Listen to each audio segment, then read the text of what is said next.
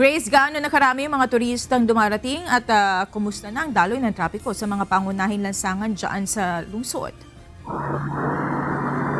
Yes, Monica, ramdam na nga ang pagdami ng turista sa Baguio City. Bagaman hindi pa nagsisimula ang long weekend, marami na ang umakyat ng maaga upang makaiwas sa trapiko ng undas.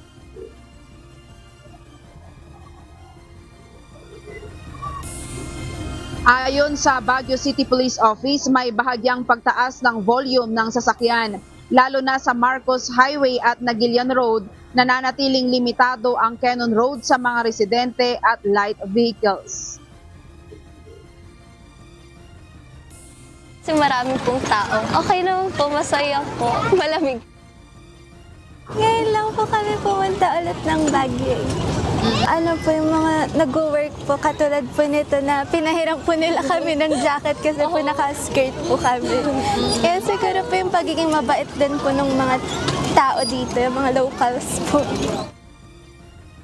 Ayon sa mga barkers sa biking area sa Burnham Park, dumadami na ang mga turista lalo't sarado ang Burnham Lake para sa rehabilitasyon. Inaasahang mas marami pa ang dadagsang bisita pagdating ng Biyernes.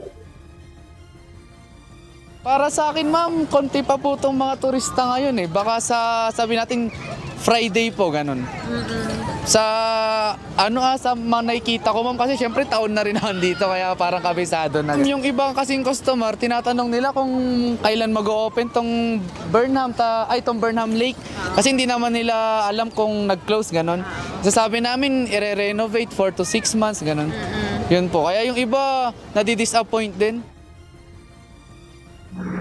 Ayon naman sa Baguio City Police Office, nasa 120 traffic enforcers ang idideploy sa lungsod mula October 30 hanggang November 2. Kasama ang mga force multipliers, barangay tanod at volunteer groups upang matiyak ang maayos na daloy ng trapiko. Pinapalalahanan ng CDRRMO ang mga motorista na mag-ingat sa fog at madulas na kalsada, lalo na sa gabi.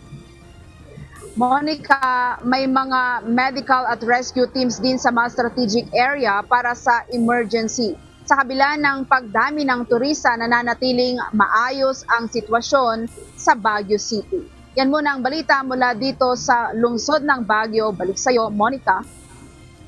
Maraming salamat, Grace Doctolero.